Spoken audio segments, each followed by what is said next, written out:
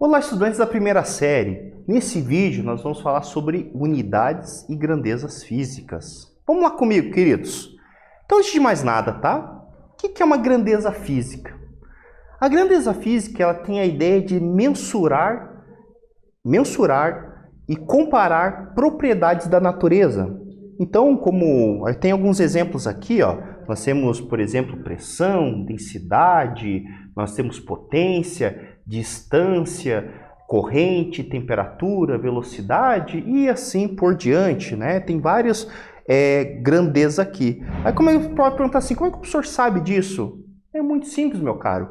Aqui eu tenho as suas respectivas unidades. Por exemplo, Newton por metro quadrado, eu sei que é pressão. Quilograma por metro cúbico, eu sei que é densidade. Eu sei que grau Celsius é temperatura.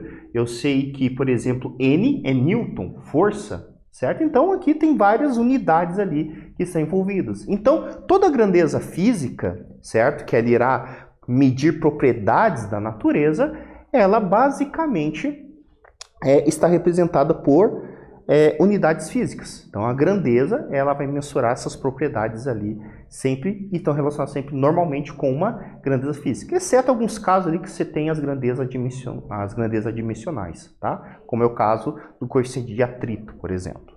Então, resumindo, grandeza física é tudo aquilo que pode ser medido e comparado, queridos. Bem, tipos de grandeza, para a gente poder ir indo aqui, ó. Nós temos dois tipos, nós temos as chamadas grandezas vetoriais e a grandeza escalar. Então pense comigo, né? Quando eu falo para você assim, que eu tenho 120 quilos, e você em casa, por exemplo, tem 50, você pode falar assim para mim, olha, então quer dizer que eu peso 2,5 vezes aproximadamente, menos que o professor. Eu tenho uma massa menor, por sua 2,5 vezes aproximadamente.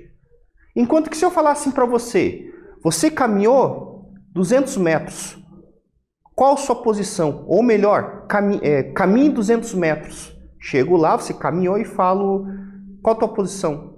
Né? Ou melhor, eu posso chegar e falar assim para você, caminhe 200 metros, você pode perguntar isso para mim, tá aí, para onde? Né? Então, quando falta essa informação, né, a gente tem que dizer a direção e sentido, isso a gente chama de uma grandeza vetorial, normalmente representada por um vetor.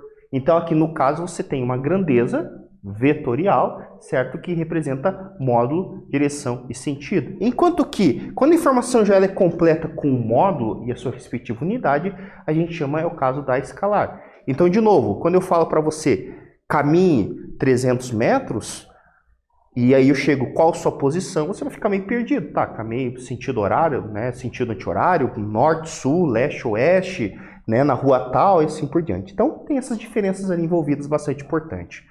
Nós temos as chamadas grandezas fundamentais, que são as grandezas aí que estão relacionadas com o básico do Sistema Internacional de Medida, que seria o comprimento, o símbolo de metro, o tempo, que seria o segundo, a massa em quilograma, temperatura em Kelvin, corrente elétrica em ampere, quantidade de matéria em mol e intensidade luminosa, que é o candela.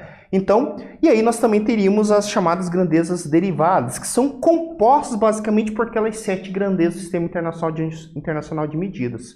Certo? Então é uma coisa bastante importante a gente saber. Então, a partir das grandezas fundamentais, que são o Sistema Internacional de Medida, a gente tem as chamadas grandezas derivadas. Com o tempo, vocês vão se acostumando com isso. Bem, eu vou falar com vocês das 3 principais conversões que nós temos aqui, ó. Por exemplo, nós temos o quilograma, metro, centímetro e milímetro, certo? Que representa, no caso, as grandezas de comprimento, certo? E eu vou sempre fazendo múltiplos de 10, né? 100 e 1000. Como também eu tenho a questão da unidade de massa, em que nessa situação que vocês estão vendo aqui, você tem a tonelada, o quilograma, o grama e o miligrama, certo? Que eu também vou fazer multiplicações e divisões por números, no caso, por 1000, aqui como está sendo representado aqui na seta. E aqui nós temos a questão do tempo. O tempo, ele não trabalha com essa escala de 10, né? Na escala de 100, a escala decimal, né? O sistema métrico, como a gente diz. Ele trabalha com proporções de 60. Então eu sei que, por exemplo, que 1 hora são 60 minutos, que são 60 segundos, certo? E se eu quiser passar, por exemplo, direto de hora para segundo, eu multiplico por 3.600 e o inverso eu faço uma divisão ali. Beleza? Tranquilo? Mas isso é com a prática, a gente vai vendo aí, meus queridos. Então, nesse vídeo nós falamos sobre unidade de medida. Espero que vocês tenham gostado. Até breve.